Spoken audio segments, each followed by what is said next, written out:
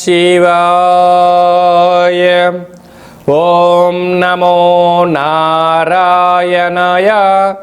నరదృష్టి నివారణ కాళభైరవాయ నమో నమః. ఓం కాళకాలాయ విద్మహే కాళాతీతాయ ధీమహి తన్నో నరదృష్టి నివారణ కాళభైరవ ప్రచోదయాతు. హరి ఓం.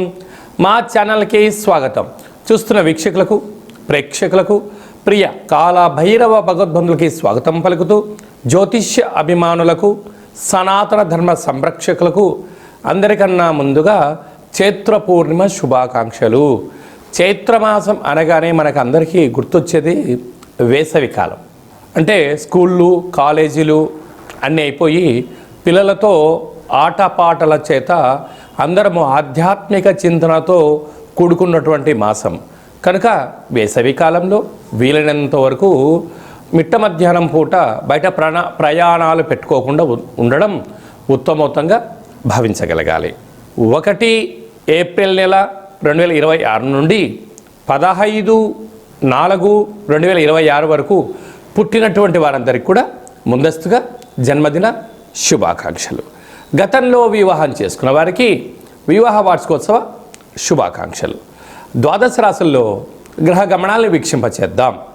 మేషరాశిలో ఏడాది తర్వాత శుక్ర భగవానుడు సంచార స్థితి, 12 సంవత్సరాల తర్వాత దేవగురు బృహస్పతి మిథునరాశిలో సంచార స్థితి, 18 సంవత్సరాల తర్వాత సింహరాశిలో కేతు సంచార స్థితి, కుంభరాశిలో కుజుడు, బుధుడు మరియు రాహు సంచార స్థితి, 30 సంవత్సరాల తర్వాత మీనరాశిలో శని భగవానుడు, ఏడాది తర్వాత రవి భగవానుడితో కలిపినటువంటి శని భగవానుడు సంచార స్థితితో ద్వాదశ రాశుల్లో గ్రహ గమనాలు ఈ విధంగా ఉన్నాయి.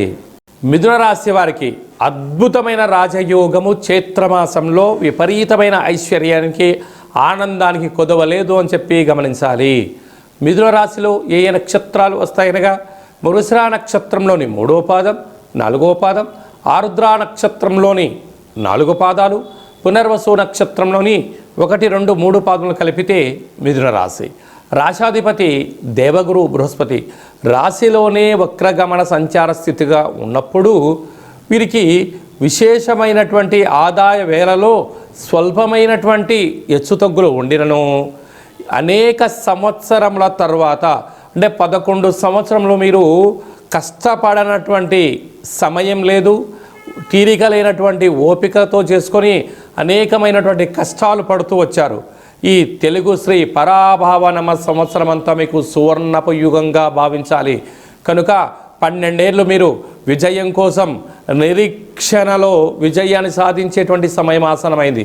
కనుక చైత్ర పూర్ణిమ సందర్భంగా మీరు పూర్ణిమ తిథి యందున నీటి లోపల ఆకుపచ్చ రంగు కలిగినటువంటి ఆ రంగు వేసి, లేదంటే పెసరపప్పును అందులో వేసి చంద్ర భగవానుని చూస్తూ మీ మనసులో 27 సార్లు మంచి కోరికను కోరుకొని ఆ పెసరపప్పును గోమాతకు ఆహారంగా ఏర్పాటు చేయడం, ఆ యొక్క ఆకుపచ్చ రంగు కలిగినటువంటి నీటితో విజయ తిలకాన్ని మీరు దిద్దుకున్నట్లయితే విపరీతమైనటువంటి రాజయోగం మిథున రాశి వారి సొంతం అవుతుందని చెప్పి గమనించాలి.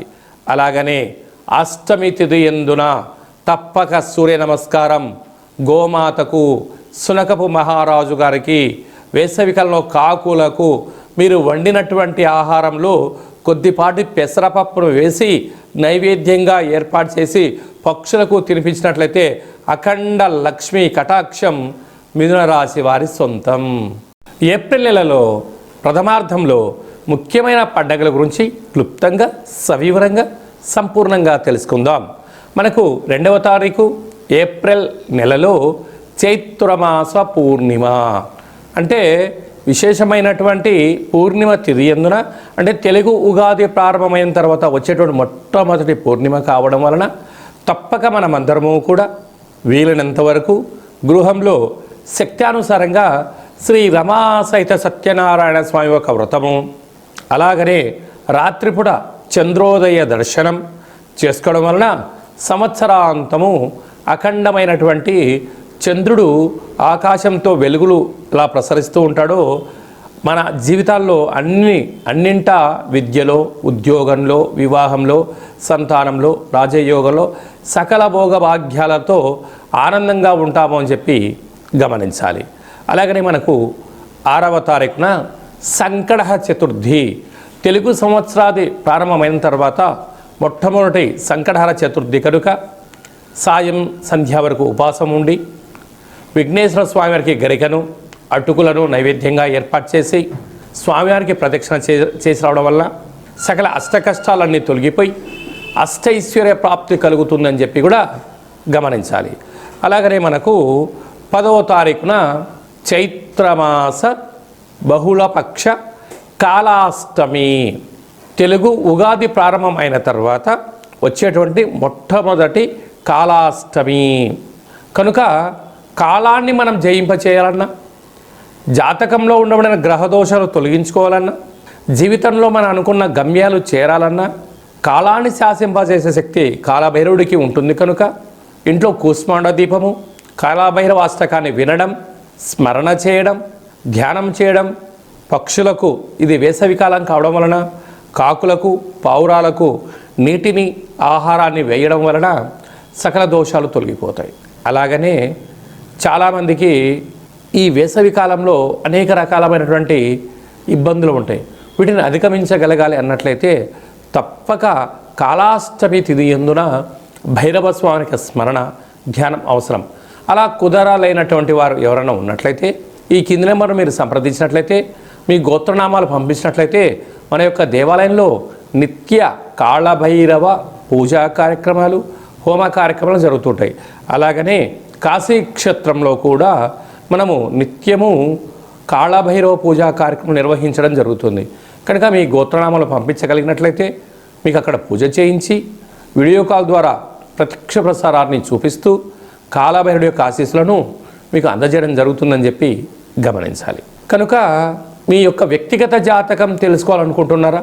మీ యొక్క పేరు, పుట్టినటువంటి తేదీ, నెల, సంవత్సరం, పుట్టిన సమయం వ్రాసి వాట్సాప్లో పంపించగలిగినట్లయితే 100 సంవత్సరాల జాతకాన్ని వ్రాసి పంపించి మీరు పుట్టినప్పుడు గ్రహ గమనాలు ఎలా ఉన్నాయి, ప్రస్తుతం ఎలా ఉంటున్నాయి, రాబోయే కాలంలో ఎలా ఉంటున్నాయి, ఈ తెలుగు ఉగాది పండుగ నుంచి ఆదాయ వ్యయాలు, పరిస్థితులు, ఎలాంటి కార్యక్రమాలు ఆచరింపచేయాలి, ఎలాంటి కార్యక్రమంలో మనం విజయం సాధించబోతున్నామో అన్ని విషయాలను మీకు సవివరంగా సంపూర్ణంగా తెలియజేయడం జరుగుతుంది.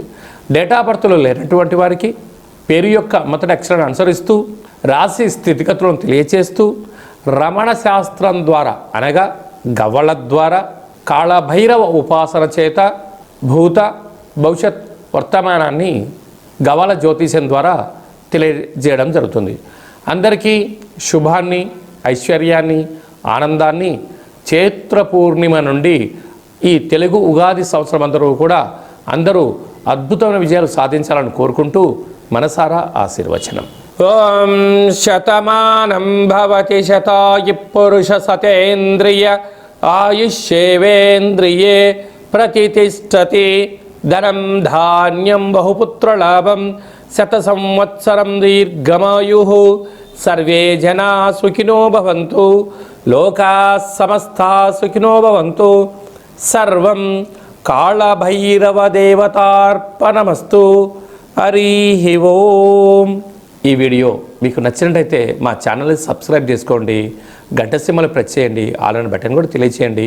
ఈ భక్తి సమాచారాన్ని భగవద్బంధులకు, మిత్రులకు, స్నేహితులకు చేరవేయండి. హిందూ ధర్మాన్ని కాపాడండి.